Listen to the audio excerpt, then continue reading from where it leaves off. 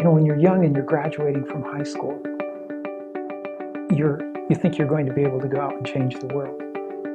And then one day you wake up and you're 59 years old and you realize that time is slipping away and you haven't really done anything about those feelings you had when you graduated. For me, this is the time.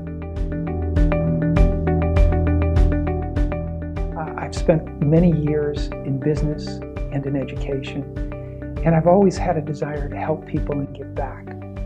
Now what I'd like to do is to take that experience that I have and be able to use that to help people.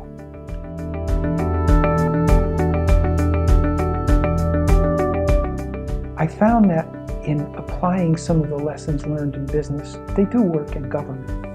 I've been on the Board of Education for a number of years, and I've applied some of the things that I've learned in business to that role, and they've worked really well, and I think that they've helped.